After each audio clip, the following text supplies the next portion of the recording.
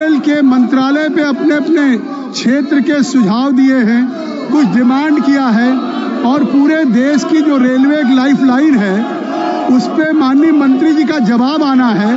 तो कृपया ये परंपरा रही है कि रेलवे के बजट पे जो सभी माननीय सदस्यों के क्षेत्र से जुड़ा हुआ है सभी लोग उसमें भाग लेते हैं और माननीय मंत्री जी को अपने दिए गए उठाए गए प्रश्नों का जवाब सुनते हैं। कृपया आप सुने तो कृपया आप सुनिए। तो माननीय रेल मंत्री जी, माननीय रेल मंत्री।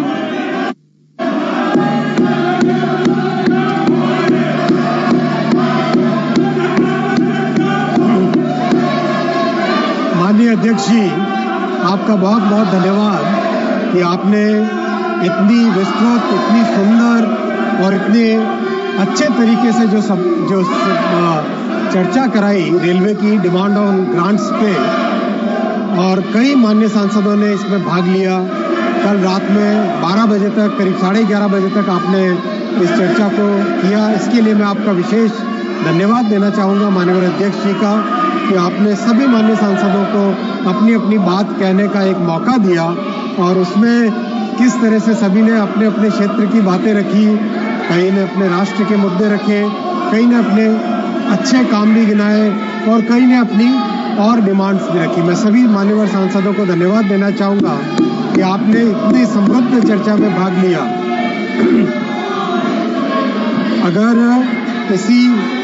अगर इसी भावना के साथ रिप्लाई भी सुनते तो और भी आनंद आता, लेकिन जैसी आपकी इच्छा, इसमें आगे बढ़ना ही बढ़ना है। देश तो रुकेगा नहीं।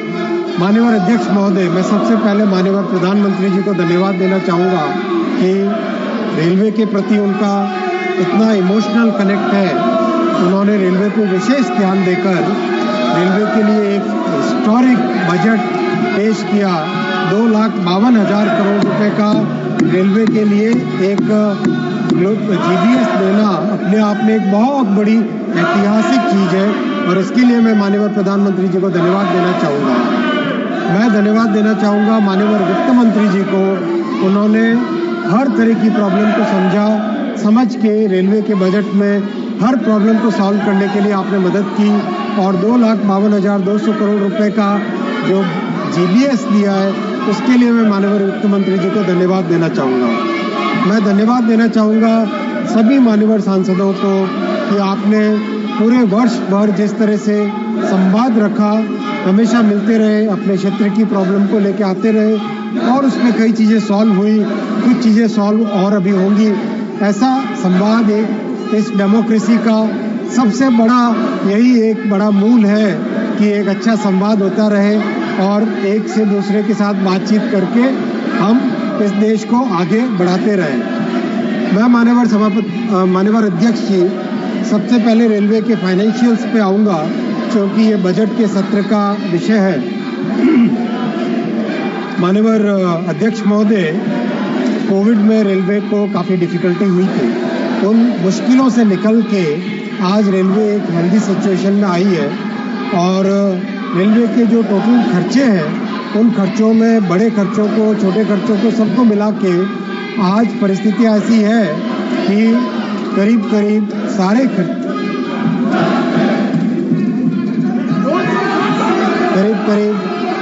खर्चे ऑन रिकॉर्ड एक्सेप्ट रेल मंत्री से nothing will go on record. करीब सारे खर्चे रेलवे आज अपने ही इनकम से मीट कर पा रहा है। रेलवे का एक्सपेंडिचर में सबसे बड़ा आइटम है 1,16,000 करोड़ का और पेंशनर्स है करीब 15 लाख, तो उनका पेंशन की कॉस्ट है करीब 66,000 करोड़। एनर्जी की कॉस्ट 32,000 करोड़ है और फाइनेंसिंग की कॉस्ट करीब 25,000 करोड़ है। ये सब करीब मिला के टोटल एक्सपेंडिचर 2,75,000 करोड़ का है और इनकम रेवेन्यू करीब 2,78,000 करोड़ का है। तो करीब 2-3 साल कोविड के बाद से करीब अब हर साल अपनी जितनी भी फाइनेंशियल रिक्वायरमेंट है, जितने खर्चे हैं वो रेलवे अपने ही रेवेन्यू से मीट कर पा रहा है, जो कि एक अच्छी हेल्दी पोजीशन की तरफ रेलवे अब बढ़ रहा है और आने वाले समय में इसको और ज़्यादा बेहतर करने का प्रयास लगा रहेगा। माननीय अध्यक्ष जी, मैं आपको बताना चाहूँगा कि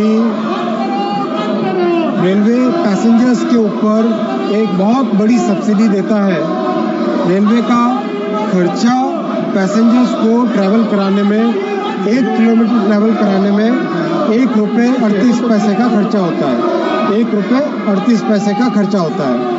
इसके अगेंस्ट रेलवे टिकट जो लेती है वो मात्र 73 पैसे का होता है, मात्र 73 पैसे का, यानी टोटल 53% ही रेवेन्यू लेती है, 47% डिस्काउंट होता है। और इस टोटल डिस्काउंट का जो प्रमाण, जो वैल्यू है, क्वांटिटी है, वो है 60,000 करोड़ रुपए। 60,000 करोड़ रुपए की सब्सिडी रेलवे अपने पैसेंजर्स के ट्रैवल पे देती है और ये बेसिकली एक सोशल ऑब्लिगेशन की तरह से रेलवे लेती है और ये बहुत ही बड़ा एक महत्वपूर्ण ऑब्लिगेशन होगा। रेलवे ने 2020 के बाद में पैसेंजर फेयर्स नहीं बढ़ाए हैं और 2020 से कांस्टेंट है। आज भी किसी भी पड़ोसी देशों से भी कंपैरिजन करें तो रेलवे का किराया बहुत कम है। मैं अगर यूरोप के देशों से कंपैरिजन नहीं कर रहा अभी, उसमें तो 20 गुना, 15 गुना, 10 गुना है, लेकिन केवल अगर हमारे पड़ोस के देशों के साथ कंपैरिजन करें तो भी एक 350 किलोमीटर की जो ट्रैवल होती है, भारत में जहां 121 रुपये है, पाकिस्तान में 436 रुपये, बांग्लादेश में 323 रुपये और श्रीलंका में 413 रुपये। मतलब अगर हम यूरोप से कंपेयर करें तो यूरोप में तो 5 गुना, 10 गुना, 15 गुना, 20 गुना होगा। इतना एक सब्सिडाइज ट्रैवल भारत में होता है। ये बहुत बड़ी महत्वपूर्ण बात है। माननीय अध्यक्ष जी, मैं दूसरे विषय पे आऊँगा। सेकेंड पॉइंट है हमारे रेलवे के मेजर परफॉर्मेंस पैरामीटर्स।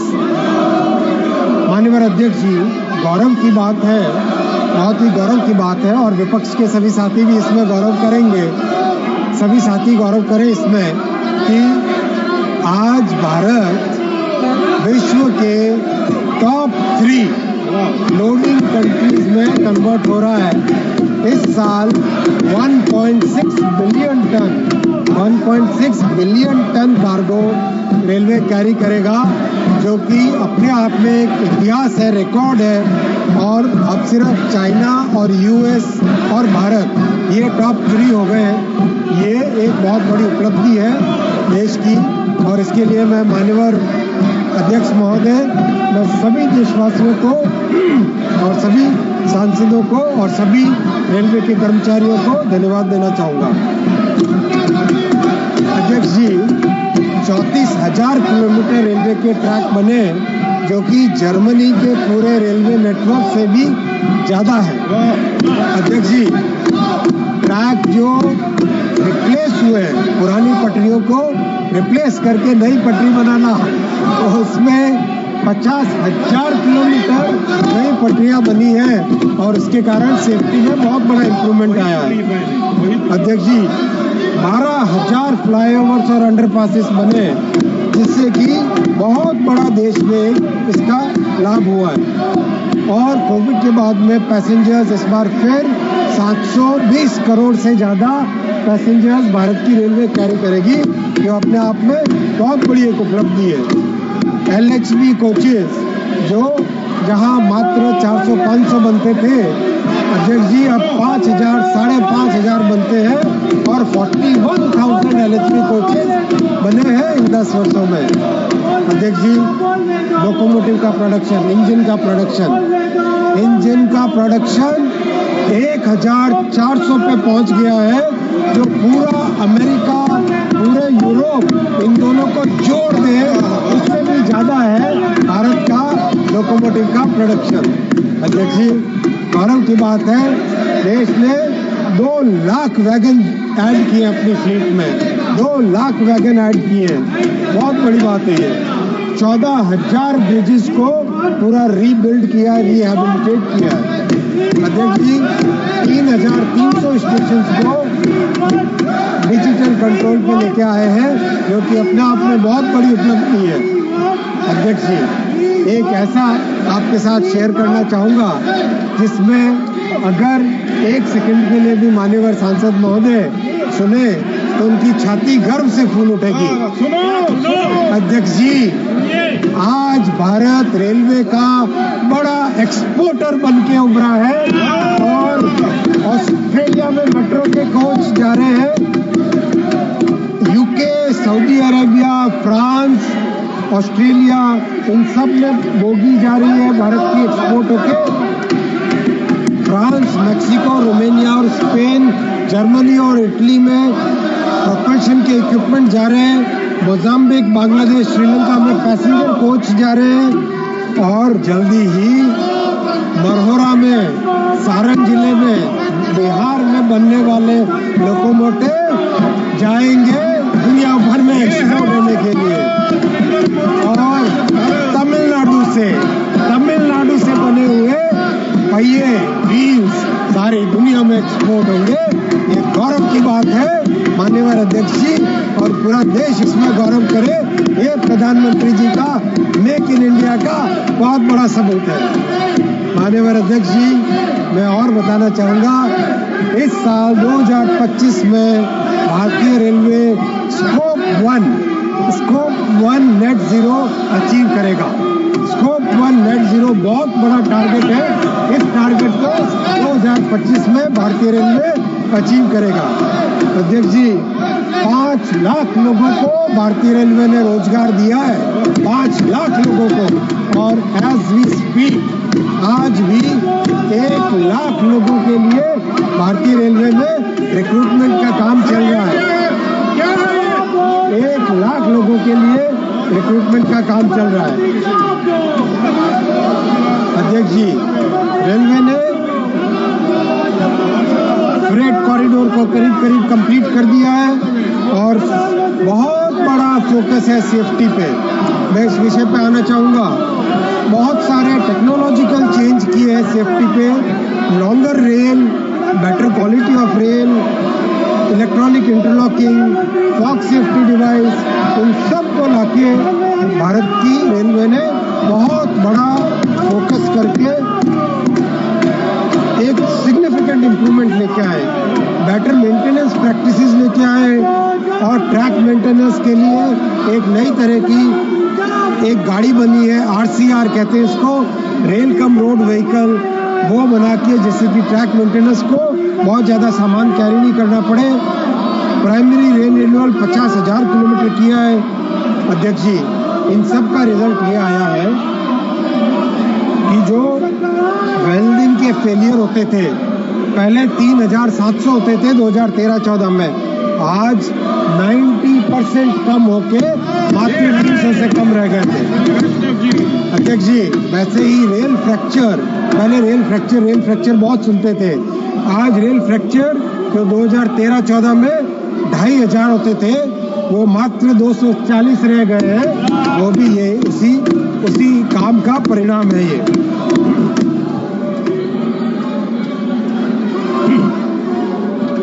अध्यक्ष जी बहुत कई अचीवमेंट्स हैं, मैं आपके सामने रखूंगा कि रेलवे के सेफ्टी में इन्वेस्टमेंट अब बढ़ के 1,16,000 करोड़ का हो गया है, जो कि पहले से कई गुना है। और इसका रिजल्ट, इन सब काम का जो रिजल्ट आया है उस रिजल्ट में अगर आप जानेंगे सबको खुशी होगी। सर ये क्या हो रहा है? सर वीडियो बना रहे हैं, सर वीडियो बना रहे हैं, वीडियो बन रही है यहाँ पे सर। सर ये बंद करो, सर बंद करो, सर वीडियो बन रही है,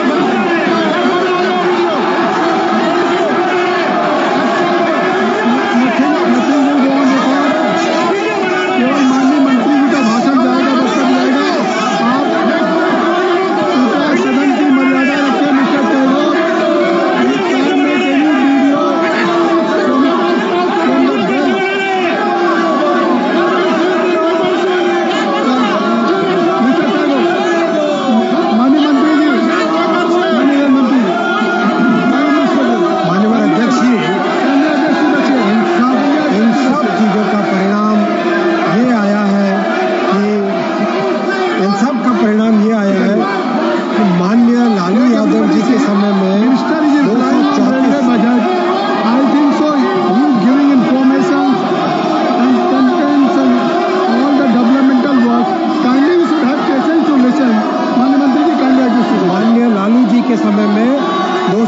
122 एक्सीडेंट होते थे, उसमें डिरेलमेंट मिलाए 464 होते थे, यानी करीब 700 के आसपास एक्सीडेंट साल के होते थे माननीय लालू यादव जी के समय में, यानी 365 में 700 करीब डेली 2 के बराबर होते थे।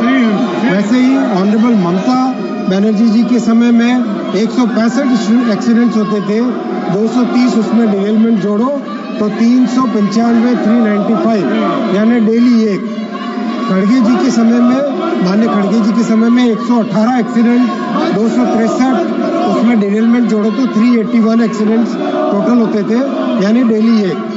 माननीय प्रधानमंत्री जी ने जिम्मेदारी ली 2014 में, तब से सेफ्टी पे पूरा फोकस किया, इन्वेस्टमेंट बढ़ाया, नई टेक्नोलॉजीज लेके आए।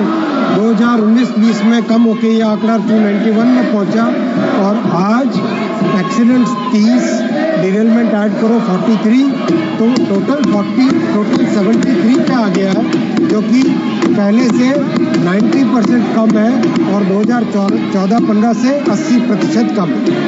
बहुत, लेकिन इसमें हमें संतुष्ट नहीं होना है, हमें लगातार मेहनत करते जाना है और हर तरह के प्रयास करना है जिससे कि रेलवे की सेफ्टी और भी ज़्यादा हर वक्त बढ़े। माननीय अध्यक्ष जी, कई मान्यवर सांसदों ने लोको पायलट की बात उठाई। मैं बताना चाहूँगा, लोको पायलट रनिंग रूम जिसमें लोको पायलट अपनी ड्यूटी कंप्लीट करके आते हैं और रेस्ट करते हैं, उन रनिंग रूम्स की ऐसी परिस्थिति थी 2014 से पहले कि किसी का उसका जिक्र ही कैसे करें। आज 500 के 558 सारे के सारे 100% एयर कंडीशन लोको पायलट के रनिंग रूम है। माननीय अध्यक्ष जी, किसी भी एक भी लोको में कोई टॉयलेट नहीं होता था। जो हमारी महिला लोको पायलट्स है उनकी परिस्थिति कैसी होती थी, आज 1100 लोकोमोटिव में टॉयलेट है, बहनों के लिए एक सुविधा की जा रही है और जितने नए डिजाइन के लोकोमोटिव बन रहे हैं उन सब में उनमें एक विशेष व्यवस्था की गई है टॉयलेट्स की। अध्यक्ष जी, लोको पायलट में एक और विषय आया कि उनके ड्यूटी आवर्स बहुत ज़्यादा है। मैं बताना चाहूँगा कि एवरेज ड्यूटी आवर्स 7.7 आवर्स है रेलवे के इस समय में, और जो 104 घंटे ड्यूटी करनी होती है उसकी जगह 91 आवर्स आज एवरेज ड्यूटी आवर्स है। तो लोको पायलट्स का रेलवे के प्रति बहुत बड़ा योगदान है, उनका हम ध्यान रखते हैं लगातार और लगातार उनकी परिस्थिति में सुधार किया जा रहा है। अध्यक्ष जी, 5 लाख जो एम्प्लॉयमेंट दिया है, मैं उसके बारे में बताना चाहूँगा। पहला एग्ज़ाम किया, उसमें 1,26,00,000 एम्प्लॉइज कैंडिडेट्स थे। 68 दिन तक एग्ज़ाम चला, 133 शिफ्टों में, 211 शहरों में, 726 सेंटर में और 15 भाषा में। कहीं कोई प्रॉब्लम नहीं, कोई पेपर लीक नहीं, कहीं कोई दिक्कत नहीं आई। अभी हाल ही में ALP का एग्ज़ाम चल रहा है, ख़त्म हुआ, 18 लाख कैंडिडेट्स उसमें बैठे, 5 दिन तक एग्ज़ाम चला, 15 शिफ्टों में, 156 शहरों में, 346 सेंटर में और 15 भाषा में, कोई दिक्कत नहीं आई। कल मेरे बहुत अच्छे मित्र दुराई वाइको जी हैं, वाइको नहीं है आज अभी। दुराई वाइको जी को मैं बताना चाहूँगा कि ये जो नियम बनाया अपने होम टाउन से दूर सेंटर रहने का, ये माननीय मंत्री जी, आप माननीय सदस्य का नाम ले लें और एड्रेस करें चेयर को। माननीय सदस्य तक ये बात जाए। जी, धन्यवाद। माननीय अध्यक्ष जी, जो कल माननीय दुराई वाइको जी ने एक प्रश्न उठाया था, ये जो होम टाउन से बाहर सेंटर रखने का, ये पूरे देश भर की पॉलिसी है, किसी एक पर्टिकुलर रीजन के लिए पॉलिसी नहीं है। पूरे देश में ऐसा ही करते हैं जिससे कि एग्ज़ाम और ज़्यादा स्मूथ हो और कहीं उसमें एग्ज़ाम की इंटीग्रिटी पे कोई प्रश्न नहीं आए। माननीय चंद्रशेखर जी ने रिजर्वेशन का मुद्दा उठाया था। मैं बताना चाहता हूं कि जो 5 लाख एम्प्लॉयमेंट दिया गया है, रिजर्वेशन के सभी नियम कानून उसमें पालन किए गए बिना कोई डेविएशन के। अध्यक्ष जी, रेलवे में एम्प्लॉयमेंट के लिए 60 साल में पहली बार एनुअल कैलेंडर की व्यवस्था की गई है और उसको 2025, 2024 दोनों वर्षों में प्रॉपर्ली इम्प्लीमेंट किया जा रहा है। अध्यक्ष जी, मैं आऊँगा पैसेंजर ट्रेन ऑपरेशंस पे। बहुत सारे मान्यवर सांसदों ने कहा कि जनरल कोच की संख्या कम हुई है। मैं एकदम स्पष्ट बता देना चाहता हूँ, प्रधानमंत्री श्री नरेंद्र मोदी जी की सरकार गरीबों के प्रति समर्पित है, मिडिल क्लास के प्रति समर्पित है और हमारी पार्टी अंत्योदय की भावना से काम करती है, हमेशा से गरीबों के लिए काम करती है, मिडिल क्लासेस के लिए काम करती है। और आज आप देखोगे, आज जो टोटल हमारे कोच की फ्लीट है, उस टोटल फ्लीट में से जो स्लीपर और जनरल कोचेज हैं वो 56,000 स्लीपर और जनरल कोच है और एसी कोच मात्र 23,000 है, यानी 70% है स्लीपर और जनरल कोच अध्यक्ष जी और 30% है एसी कोच। इतना क्लियर, जो पहले 2/3 1/3 था वो आज 70-30 की तरफ रेशियो शिफ्ट हो गया है। इस साल भी करीब 4,160 स्लीपर और जनरल कोचेस बनाए जा रहे हैं और कंटिन्यूसली जनरल कोच बनाने का प्रयास बढ़ाया जा रहा है। 17,000 जनरल कोच बनाने का प्रोग्राम ऑलरेडी सैंक्शनड है। कहीं पर भी गरीब से गरीब यात्री को भी रेलवे की सुविधा में दिक्कत नहीं आएगी, इतना आप विश्वास रखिए। माननीय अध्यक्ष जी, मैं आऊँगा, जो कई मान्यवर सांसदों ने भीड़ भाड़ के बारे में की, भीड़ भाड़ के लिए उसकी किस तरह से व्यवस्था हो, उसके लिए पिछले साल होली में 604 स्पेशल ट्रेन चलाई थी। फिर गर्मी के मौसम में छुट्टियों में करीब 13,000 स्पेशल ट्रेन चलाई। फिर छठ और दिवाली में 8,000 स्पेशल ट्रेन चलाई और महाकुंभ के समय में 17,330 स्पेशल ट्रेन चलाई, जिसके लिए दिन रात मेहनत की और एक बहुत बड़ा प्रयास किया, जिससे कि देश भर से श्रद्धालु जन आके इतने बड़े इस जो संकल्प में, इस भागीरथी संकल्प में भाग ले सके। और इसमें रेलवे ने करीब 2.5 साल से काम चालू किया था, 2.5 साल पहले काम चालू किया था।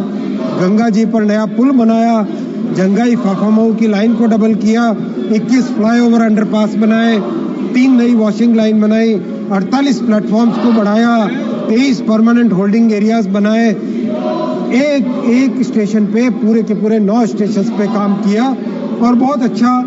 मान्य श्रद्धालुओं का बहुत भीड़ थी, बहुत ज्यादा रश था, फिर भी सभी श्रद्धालुओं ने जी भर के आशीर्वाद दिया। मैं सबको धन्यवाद देना चाहता हूँ। आपके इस आशीर्वाद से रेलवे का हमेशा आगे बढ़ने का एक मौका मिलेगा। मैं धन्यवाद देना चाहूँगा माननीय प्रधानमंत्री जी को, लगातार फॉलोअप करते थे, एक एक बात की जानकारी रखते थे। माननीय गृह मंत्री जी का लगातार फॉलोअप करते थे, बराबर गाइडेंस देते थे। माननीय उत्तर प्रदेश के मुख्यमंत्री जी का, जिनका लगातार संवाद रहता था और हर तरह से कोऑर्डिनेशन, चाहे भीड़ का कोऑर्डिनेशन, मूवमेंट का कोऑर्डिनेशन, बसेस का कोऑर्डिनेशन, हर तरह का कोऑर्डिनेशन लगातार होता था। और इस साल होली में अभी जो सीजन चल रहा है, मैं माननीय सभा अध्यक्ष महोदय बताते हुए खुशी होती है कि 1,107 स्पेशल ट्रेनें इस साल होली पे चल रही हैं। अध्यक्ष जी, इसके अलावा कई परमानेंट स्टेप्स भी लिए जा रहे हैं। कि न्यू दिल्ली स्टेशन में एक बहुत दुखद हादसा हुआ था, उसके बाद में 60 स्टेशनों में परमानेंट होल्डिंग एरिया बना रहे हैं, एक्सेस कंट्रोल को परमानेंट कर रहे हैं और 40 फुट चौड़े फुट ओवर ब्रिजेस बनाने का काम हाथ में लिया है। सब जगह CCTV कैमरा लगा रहे हैं, एक्स्ट्रा वॉर रूम बना रहे हैं, न्यू जनरेशन के कम्युनिकेशन इक्विपमेंट बना रहे हैं, न्यू डिज़ाइन के ID कार्ड्स बना रहे हैं, न्यू डिज़ाइन की यूनिफॉर्म बना रहे हैं और स्टेशन डायरेक्टर की पोस्ट को अपग्रेड कर रहे हैं और प्रयास ये कर रहे हैं कि जितनी कैपेसिटी हो उतने ही टिकट बेचे जाए। मैं अध्यक्ष जी आऊँगा LHB कोचेस पे। कई मान्यवर सांसदों ने ये पर्सनली मिलने के साथ भी कहा और माननीय मंत्री जी सभी माननीय सदस्यों का नाम ले करके उनके द्वारा उठाए गए सवालों का जवाब दे रहे हैं, तो कृपया आप लोग अपने उठाए गए विचारों को माननीय मंत्री जी विस्तार से कह रहे हैं तो उसको कृपया सुने और आप सब लोगों से अनुरोध है कि अपने स्थान पर रहें। माननीय मंत्री जी, इंटरेस्ट नहीं है।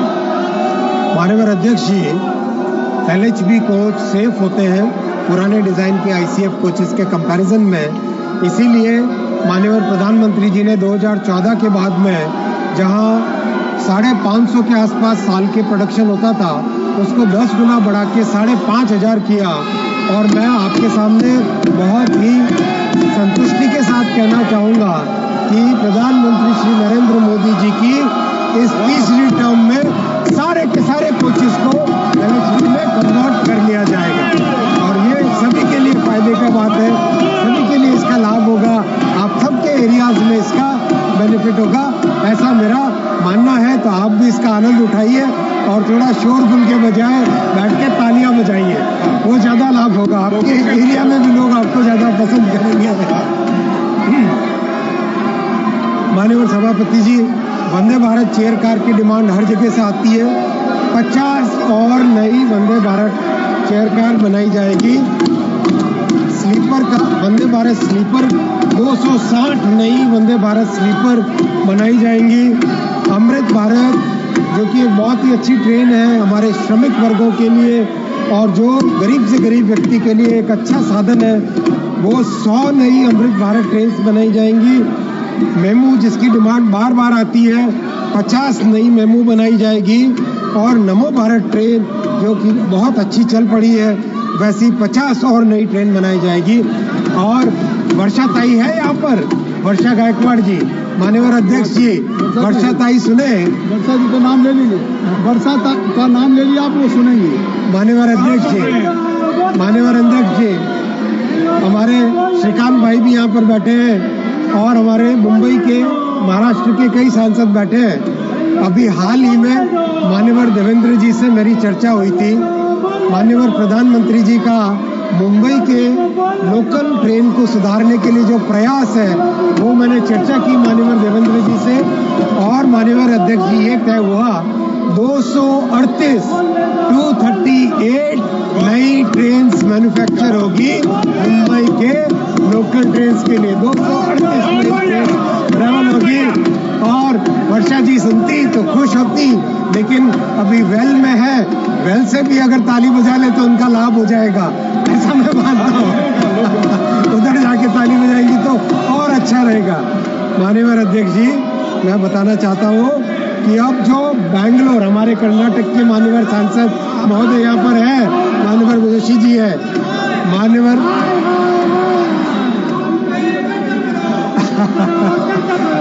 अध्यक्ष जी, मैं आपको ये भी बताते हुए हर्ष होता है कि कर्नाटक में बेंगलुरु के सबर्बन के लिए जो ट्रेन्स मैन्युफैक्चर, ट्रेन्स के प्रोक्योरमेंट में दिक्कत आ रही थी, तो उसको सॉल्व करने के लिए ये निर्णय लिया गया है कि बेंगलुरु सबर्बन की ट्रेन्स भी अब ICF चेन्नई में बनेंगी, रेलवे उसको मैन्युफैक्चर करके देगा। तो ये इस भावना के साथ काम कर रहे हैं माननीय अध्यक्ष जी, जिससे कि देश के हर क्षेत्र में प्रधानमंत्री जी का जो सबका साथ सबका विकास का मंत्र है वो लेके चले आगे और सबके लिए प्रयास करें।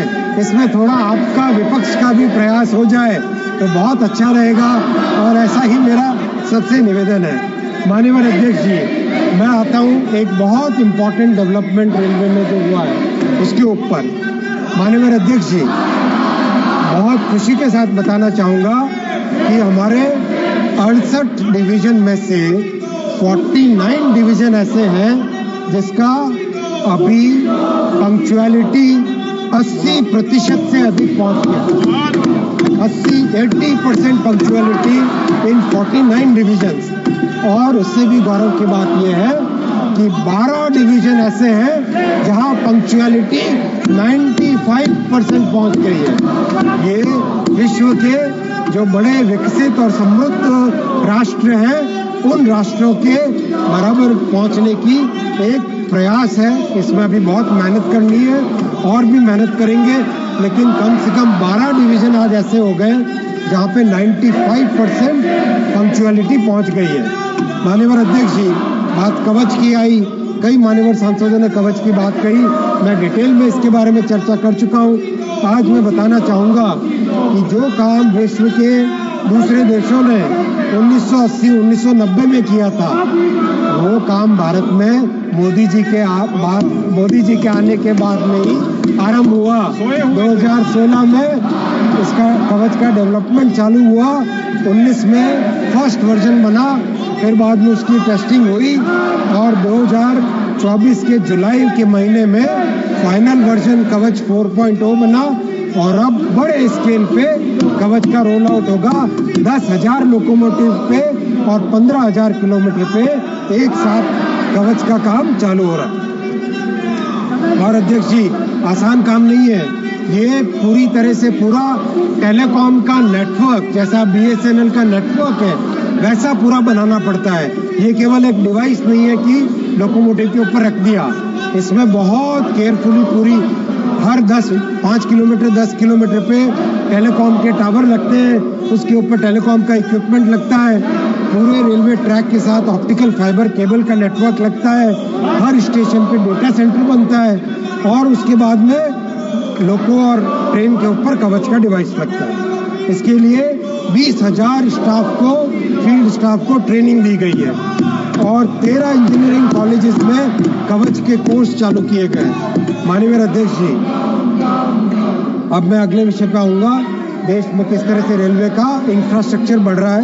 7वां विषय अध्यक्ष जी, बहुत गौरव की बात है कि जो हमारा वर्षों से ड्रीम था, उस ड्रीम को, जम्मू से श्रीनगर को जोड़ने के इस सपने को माननीय अध्यक्ष जी, प्रधानमंत्री श्री नरेंद्र मोदी जी ने उस सपने को पूरा किया है। और ये सपना अंजी और चिनाब के जो 2 पुल बने हैं, उस पुल के ऐसे नए कीर्तिमान बने हैं। चिनाब का पुल एफिल टावर से भी 35 मीटर ज्यादा ऊंचा है। ऐसा मान्यवर अध्यक्ष जी, सभी विपक्ष के सभी साथियों को भी इसमें गौरव करना चाहिए। और बहुत जल्दी जम्मू से श्रीनगर तक एक नई गाड़ी चलेगी। CRS का इंस्पेक्शन फाइनल हुआ है, उनकी रिपोर्ट आ गई है। रिपोर्ट में उन्होंने जो सुझाव दिए हैं, उन सुझावों को पूर्ण किया जा रहा है, उसको इम्प्लीमेंट किया जा रहा है। जैसे इम्प्लीमेंटेशन कंप्लीट होगा, CRS की परमिशन लेके जम्मू से श्रीनगर तक ट्रेन चलेगी और देश का एक बहुत बड़ा सपना है, वो सपना पूरा होगा। माननीय अध्यक्ष जी, मैं ये भी बताना चाहूंगा कि देश में फ्रेट कॉरिडोर कई वर्षों से सपना था। UPA की सरकार में केवल उसका फ्रेट कॉरिडोर का नाम लिया जाता था। 2014 तक फ्रेट कॉरिडोर में 0 किलोमीटर, केवल 0 किलोमीटर। आज माननीय अध्यक्ष जी, फ्रेट कॉरिडोर कंप्लीट होने पे आया। महाराष्ट्र में श्रीमान ठाकरे जी के डिले के कारण थोड़ा सा रह गया था, अब वो भी कंप्लीट हो जाएगा बहुत जल्दी। आज फ्रेट कॉरिडोर पे 350 ट्रेन डेली चल रही है और जो 24 घंटे लगते थे पोर्ट तक पहुंचने के, आज 12 घंटे में सामान हिंटरलैंड से पोर्ट तक पहुंचता है। माननीय अध्यक्ष जी, ये मोदी जी का काम करने का तरीका है। इस स्पीड से काम करते हैं। शकुंतला भी बनाएंगे। आप उधर आके बोलो, मैं आपको जवाब दूंगा। उधर बैठ के सब कुछ मिलेगा, पूछो उधर से। माननीय अध्यक्ष जी, इसके साथ ही साथ मैं ये भी बताना चाहूंगा कि 97 गति शक्ति कार्गो टर्मिनल बनके पूरे हो गए और 257 नए गति शक्ति कार्गो टर्मिनल बन रहे हैं। मैं और मान्यवर सांसद महोदय से भी, मान्यवर अध्यक्ष जी, आपके माध्यम से रिक्वेस्ट करना चाहूंगा, अपने अपने एरिया में जहां पर भी कार्गो का ज्यादा रिक्वायरमेंट है वो नाम लेके मेरे पास आए, वहां पर हम गति शक्ति कार्गो टर्मिनल बनाएंगे। और जो बैठ के बोलेंगे उन्हीं के लिए बनाएंगे, जो खड़े होके बोलेंगे उनके लिए और वेट करना पड़ेगा। सब करेंगे जो माननीय अध्यक्ष जी, मैं बताना चाहूंगा कि आजादी के बाद 2014 तक देखिए कैसे 60 साल का काम और 10 साल का काम। आजादी के बाद 2014 तक 125 किलोमीटर टनल्स भारत के रेलवे नेटवर्क में थी। 125 किलोमीटर टनल्स 2014 से आज तक माननीय अध्यक्ष जी 460 किलोमीटर नई टनल्स बनी है, 460 किलोमीटर नई टनल। और इसमें भी जो गौरव की बात है, इस दुनिया ने भारत के इंजीनियर्स का और आत्मनिर्भर भारत का, मोदी जी के विजन का लोहा माना है। आज हिमालयन टनलिंग मेथड, एक नया टनलिंग का मेथड इजाद हुआ है माननीय अध्यक्ष। ये इस देश की ताकत है, जिस ताकत को विपक्ष भी अगर पहचाने तो आपको भी गौरव होगा, आपको भी खुशी होगी और आपको भी आनंद आएगा। मैं सभी मान्यवर सांसदों से निवेदन करता हूं कि ये जो उपलब्धि है देश की, इस उपलब्धि के लिए सभी मान्यवर सांसद जोर से ताली बजा के देश की इस उपलब्धि पे गौरव करें। ये होता है देश की बात। मान्यवर अध्यक्ष जी, हम लोग उस पार्टी से आते हैं जिस पार्टी ने आज तक राष्ट्र प्रथम सदैव प्रथम के भावना को लेकर आगे चले। माननीय मंत्री जी, आप सभी के लोगों के द्वारा उठाए गए बिंदुओं का विस्तार से जवाब दे रहे हैं। रेल मंत्रालय की योजनाओं का, उपलब्धियों की चर्चा कर रहे हैं। इससे महत्वपूर्ण क्षण हो नहीं सकता। कृपया इस महत्वपूर्ण क्षण में आप सभी लोग माननीय मंत्री जी के वक्तव्य को सुने। आपसे अनुरोध है माननीय मंत्री। माननीय अध्यक्ष जी, मैं बताना चाहूंगा आपको कि आत्मनिर्भर भारत की एक और बड़ी उपलब्धि टनल बोरिंग मशीन TBM, जो कि मेट्रो के काम आती है, रेलवे में काम आती है और भी कई चीजों में, प्रोजेक्ट्स में काम आती है, वो भी आज तमिलनाडु में बनने लगी है। और हेरन कनेक्ट कंपनी नई फैक्ट्री डाल रही है चेन्नई में, जो कि 6.5 मीटर डायमीटर की टनल बोरिंग मशीन तमिलनाडु में बनाएगी। माननीय अध्यक्ष जी, मैं बताना चाहूंगा कि इन 10 वर्षों में बड़े बड़े ब्रिजेस का निर्माण हुआ है। गंगा जी पर 4 पुल बने हैं। प्रयागराज जी पे, गाजीपुर में, पटना में और मुंगेर में 4 ब्रिज बने, 3 ब्रिज अंडर कंस्ट्रक्शन है। वैसे ही हुगली में जुबली ब्रिज बना, तमिलनाडु में पम्बन ब्रिज बना, ब्रह्मपुत्र में बोगीबिल कंप्लीट हुआ और एक और गुवाहाटी में नया ब्रिज बन रहा है सरई घाट में। वैसे ही चेनाब के ऊपर चेनाब ब्रिज बना और कोसी नदी पे कोसी ब्रिज बना, जो कि 1990 कई वर्षों पहले सैंक्शन हुआ था। उस काम को भी बिहार की जनता के लिए, मिथिलांचल की जनता के लिए माननीय मोदी जी ने प्रयास करके जोड़ा सबको, और ये मोदी जी का काम करने का तरीका है। माननीय अध्यक्ष जी, नॉर्थ ईस्ट के बारे में एक प्रोजेक्ट में इतनी अच्छी प्रोग्रेस हुई है। सिक्किम में प्रोजेक्ट शिवोक से रैंको तक पहुंच रहा है। आसाम में नए काम लिए जा रहे हैं। अरुणाचल प्रदेश में ईटानगर से पहले नाहरलगुन तक बन गया प्रोजेक्ट। नागालैंड में प्रोजेक्ट बहुत 31 किलोमीटर कंप्लीट हो गया है। मणिपुर में जिरीबाम से इम्फाल खोंगसांग तक पहुंच गया है। मिजोरम में ऑलरेडी 17 किलोमीटर्स होर्टोकी तक कंप्लीट हो गया है। त्रिपुरा में आजादी के बाद में पहली बार ब्रॉड गेज लाइन आई, वो भी मोदी जी के इन सब प्रयासों के कारण बनी। वैसे ही माननीय अध्यक्ष जी, स्टेशंस बनाने का काम बहुत तेजी से चल रहा है। और कल मान्यवर एक सांसद महोदया ने, कई मान्यवर सांसदों ने एक तथ्य रखा था, वो मैं स्पष्ट करना चाहूँगा माननीय अध्यक्ष जी। हमारी जो स्टैंडिंग कमेटी है, माननीय CM रमेश जी से मेरी बात हुई, ये एक कम्युनिकेशन गैप हो गया था। टोटल 7 स्टेशन बनके इनॉग्रेट हो चुके हैं और 129 स्टेशन कंप्लीट हो गए हैं, जिसका जल्दी ही इनॉग्रेशन होएगा। और 2025-26 में और भी कई सारे स्टेशन बनेंगे। अध्यक्ष जी, ये विश्व की सबसे बड़ी स्टेशन रीडेवलपमेंट कार्यक्रम हाथ में लिया हुआ है और इसमें सभी का सहयोग पड़ेगा। एक मान्यवर सांसद ने कल विषय उठाया था, मान्यवर सुधा जी ने,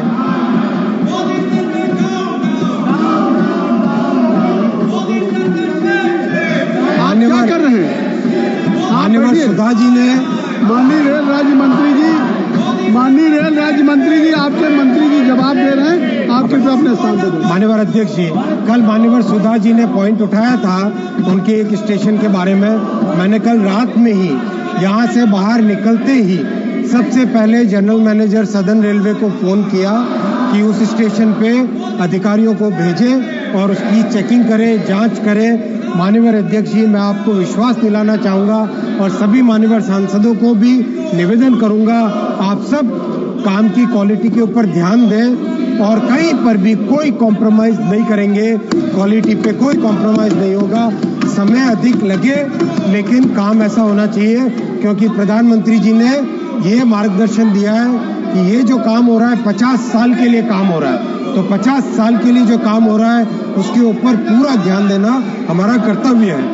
माननीय अध्यक्ष जी, करीब 14,000 अंडरपासेस में से 4,000 अंडरपासेस में पंप लगाया गया था पिछले मानसून में, जिससे कि पानी की प्रॉब्लम नहीं आए, और अभी भी पूरा प्रयास किया जा रहा है। एक नई तरह के डिजाइन बनाए, करीब 1800 अंडरपासेस में एक परमानेंट करेक्शन किया गया है और कवर करना, साइड वॉल बनाना, हब बनाना, ड्रेन्स बनाना, जो जॉइंट है उसको सीलिंग करना, पीयू की ग्राउटिंग करना, लाइनिंग करना, कंक्रीटिंग करना, कई तरह के काम हाथ में लिए गए जिससे कि अंडरपासेस में जो पानी की प्रॉब्लम है वो सॉल्व हो जाए।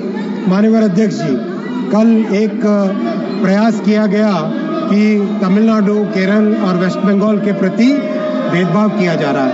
मैं माननीय अध्यक्ष जी बहुत स्पष्ट तौर पे बताना चाहूँगा, माननीय प्रधानमंत्री जी का किसी भी प्रदेश के प्रति कोई भेदभाव नहीं है। प्रधानमंत्री जी सबका साथ, सबका विकास में विश्वास करते हैं और इसका मैं डेटा देना चाहूँगा, बहुत स्पष्ट तौर पे डेटा देना चाहूँगा कि एक स्टेट में बजट रिकॉर्ड एलोकेशन दिया गया है। आंध्र प्रदेश में जहां 886 करोड़ का बजट होता था, अब 9,400 करोड़ का बजट है। जहां असम और नॉर्थ ईस्ट में मात्र 2,000 करोड़ का बजट होता था, अब 10,400 करोड़ का बजट है। बिहार में जहां मात्र 1,000 करोड़ का बजट होता था, आज 10,000 करोड़ का बजट है बिहार के लिए। माननीय अध्यक्ष जी, दिल्ली के लिए 100 करोड़ भी नहीं देते थे, आज 2,500 करोड़ का बजट है और अब तो दिल्ली में डबल इंजन की सरकार है, बहुत तेजी से इसमें काम चलेगा। गुजरात के लिए 500 करोड़ का होता था, आज 17,000 करोड़ का बजट है। माननीय अध्यक्ष जी, हरियाणा के लिए 300 करोड़ का बजट होता था, 3,500 करोड़ का बजट है आज। हिमाचल के लिए 100 करोड़ का बजट होता था, 2,500 करोड़ का बजट है आज। जम्मू कश्मीर के लिए, झारखंड के लिए, कल एक झारखंड के भाई हंसता जी कह रहे थे कि हमारे यहाँ बजट नहीं। मैं आपको बताना चाहूँगा माननीय अध्यक्ष जी, आपके माध्यम से, झारखंड के लिए मात्र 450 करोड़ बजट होता था, आज माननीय मोदी जी 7,000 करोड़ का बजट दे रहे हैं झारखंड को। कर्नाटक के लिए 850 करोड़ की जगह 7,500 करोड़। केरल के लिए 300 करोड़ होता था मात्र, आज केरल के लिए 3,000 करोड़ का है। मध्य प्रदेश 600 करोड़ की जगह 14,000 करोड़ है। महाराष्ट्र 1,000 करोड़ होता था, आज 23,000 करोड़ है। 23,000 करोड़ का बजट है। उड़ीसा 800 करोड़ का बजट होता था, आज 10,000 करोड़ से ज्यादा का बजट है।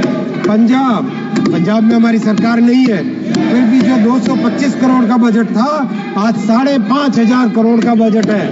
माननीय अध्यक्ष जी, राजस्थान में अब डबल इंजन की सरकार बनी है, 682। माननीय मंत्री जी राज्यवार ब्यौरा दे रहे हैं।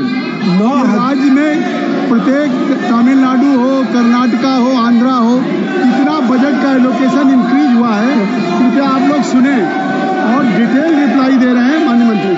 माननीय अध्यक्ष जी, जो तमिलनाडु में मात्र 800 करोड़ का बजट होता था, रुम्बा नल्ला बजट 6,626 करोड़। मैं प्रयास कर रहा हूँ 2-3 शब्द बोलने का, तो ये भेदभाव की जो आरोप लगाते हैं वो भेदभाव का आरोप एकदम गलत है। तेलंगाना नया स्टेट बना, 5,500 करोड़ का बजट है, 5,337। उत्तराखंड मात्र 100 करोड़ का बजट होता था, 4,600 करोड़ का बजट है। उत्तर प्रदेश मात्र 1,000 करोड़ का बजट होता था। इतने बड़े प्रदेश का आज 19,000 करोड़ का बजट है उत्तर प्रदेश के लिए। और मान्यवर जो वेस्ट बंगाल के हमारे सांसदों ने अध्यक्ष जी विषय उठाया, बंगाल में मात्र 4,380 करोड़ का बजट होता था, आज मोदी जी 14,000 करोड़ का बजट दे रहे हैं। ये इतना बड़ा बजट है, कहां पर भेदभाव की बात है। माननीय अध्यक्ष जी, मैं केवल एक निवेदन कर सकता हूं, और मैं कई मान्यवर सांसदों को इन पर्सन भी मैंने रिक्वेस्ट किया है कि मान्यवर मुख्यमंत्रियों से निवेदन करके जो लैंड एक्विजिशन का काम है, लॉ एंड ऑर्डर का काम है, उसमें रेलवे की मदद करें ताकि काम आगे बढ़े। केरल में मात्र 14 या 15% लैंड एक्वायर हुई है, तमिलनाडु में मात्र 23% लैंड एक्वायर हुई है, ओनली 23%। तो कैसे काम होगा? केरल में मात्र 14% लैंड एक्वायर हुई है, वैसे ही वेस्ट बंगाल में ओनली 21% लैंड एक्वायर हुई है। काम कैसे होगा? ऐसे तो काम नहीं होगा। आपसे मेरा रिक्वेस्ट है माननीय अध्यक्ष जी, आपके माध्यम से माननीय मुख्यमंत्री इसमें सहयोग दें तो देश का लाभ होगा, उनके प्रदेश का भी इसमें लाभ होगा। माननीय अध्यक्ष जी, मैं बताना चाहूँगा कई ऐसे प्रोजेक्ट्स हैं जिन प्रोजेक्ट्स में ऐतिहासिक काम हुआ है। कोलकाता मेट्रो 1972 में स्टार्ट हुआ था। माननीय अध्यक्ष जी, 1972 में स्टार्ट हुआ था। 1972 से 2014 42 साल हुए। 42 साल में मात्र 28 किलोमीटर का काम था। 42 साल। मोदी जी के इन 10 वर्षों में 38 किलोमीटर का काम हुआ है। कहाँ 42 साल का काम और कहाँ ये 10 साल का काम। ये काम का परिणाम है। इसलिए आज लगता है कि मान्यवर सांसद महोदय थोड़ा और अगर धैर्य के साथ सुनते तो बहुत अच्छा रहता। आपको भी कई जवाब मिलते, कई अच्छी चीजें आप जान पाते। मान्यवर अध्यक्ष जी, मैं अब आऊँगा। कई मान्यवर सांसदों ने बुलेट ट्रेन पे विषय उठाया। मैं बुलेट ट्रेन के बारे में आपको ये बताना चाहूँगा कि ये एक जो माइंडसेट है उसकी बात है। माइंडसेट की बात है। कई मान्यवर सांसदों ने कहा कि बुलेट ट्रेन की जरूरत है। ये भावना कांग्रेस के समय से एक लगातार अपने अंदर एक हीन भावना भरने की कोशिश की गई थी। ये उसी भावना का परिणाम है। हमें माननीय अध्यक्ष जी आगे बढ़ना है, देश को आगे लेके जाना है और इस तरह से प्रोजेक्ट्स लेने जिससे कि जो आने वाली जनरेशन से उनके लिए हम कुछ खड़ा करें। माननीय अध्यक्ष जी, और भी मान्यवर सांसदों के सभी विषय हैं, वो सारे के सारे एक मान्यवर सांसद के विषय नोट किए गए। मैं सभी को डिटेल में जवाब दूंगा और मैं माननीय अध्यक्ष जी को, माननीय प्रधानमंत्री जी को, माननीय वित्त मंत्री जी को धन्यवाद देना चाहूँगा कि रेलवे के लिए इतना अच्छा बजट का सपोर्ट दिया और इस सपोर्ट के लिए मान्यवर सांसदों का भी धन्यवाद देना चाहूँगा। इसी भावना के साथ मिलकर काम करें।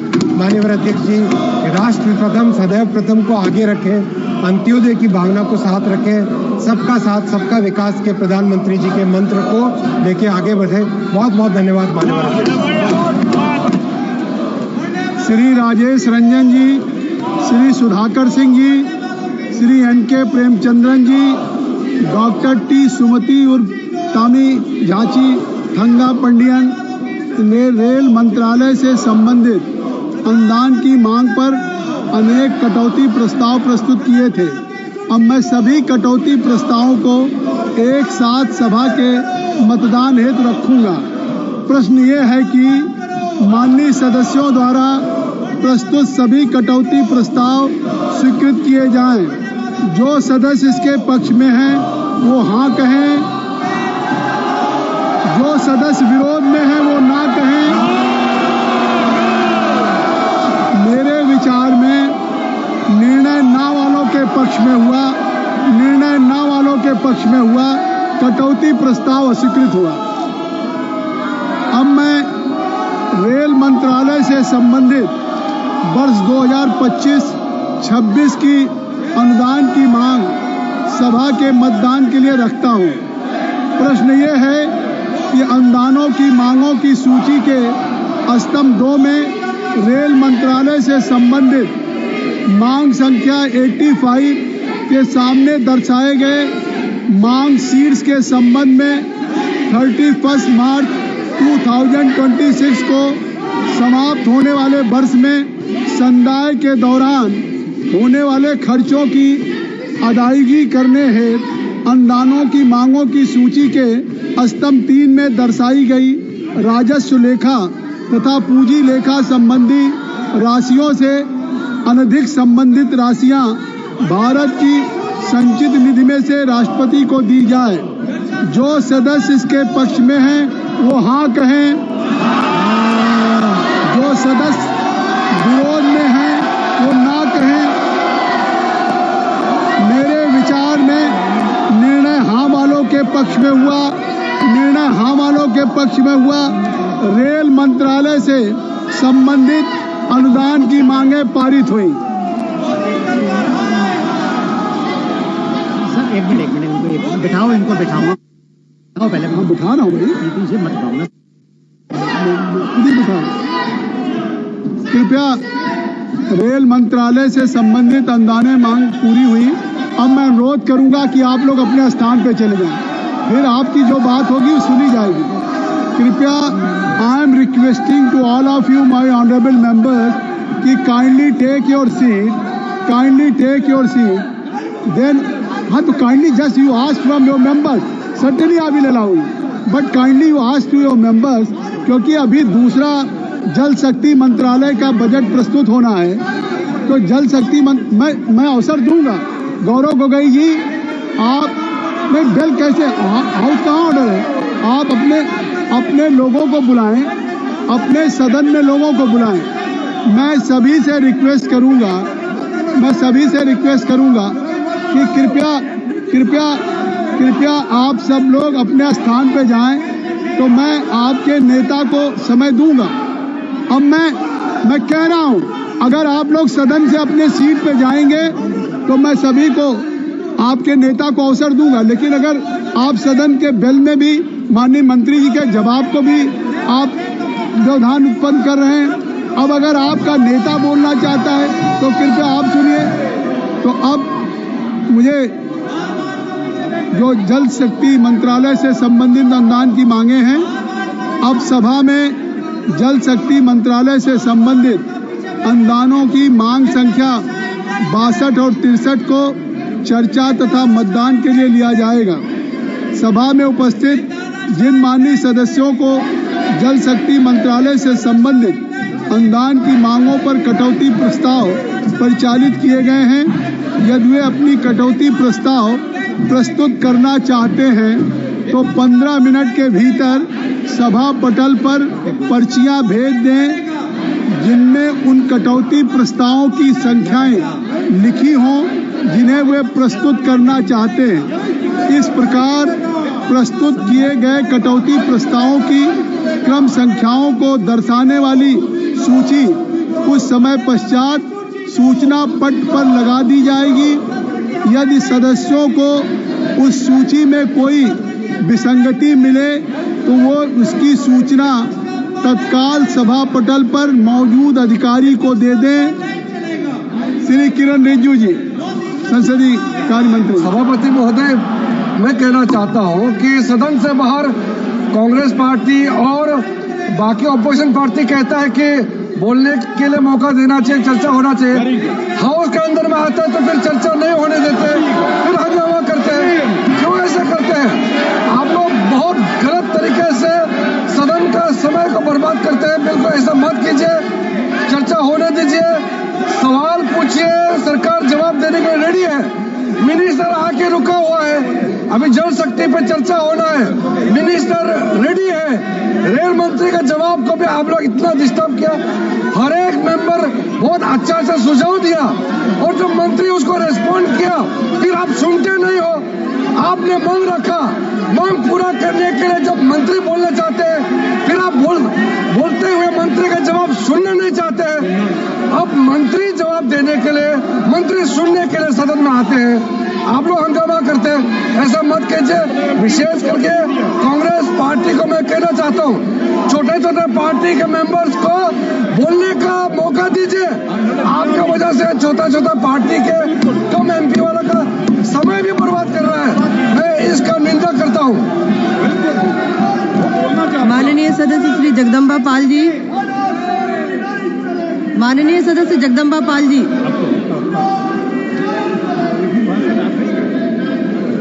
सभापति महोदया, मैं आपका अत्यंत आभारी हूं कि आपने वर्ष 2025 और 26 के जल शक्ति मंत्रालय में माननीय मंत्री जी के द्वारा प्रस्तुत किए गए बजट के समर्थन में आपने मुझे बोलने का अवसर दिया है। मैं सौभाग्यशाली हूं कि आज इस महत्वपूर्ण इस जल शक्ति मंत्रालय के बजट में के समर्थन में मैं कुछ महत्वपूर्ण बातें आपके समक्ष रखना चाहूंगा सदन के माध्यम से। आज जब जल शक्ति मंत्रालय का बजट माननीय मंत्री जी ने प्रस्तुत किया है तो ये सौभाग्य है कि आज ही माननीय प्रधानमंत्री जी कुछ देर पहले उन्होंने जल के महत्व के संबंध में अपने वक्तव्य में उल्लेख किया है कि आज पूरी दुनिया के सामने एक चुनौती है। आज पूरी दुनिया की आबादी माननीय सदस्य जनसंख्या है। माननीय सदस्य, आप अपना वक्तव्य बाद में रखें। कल चर्चा होगी। सभा की कार्यवाही बुधवार दिनांक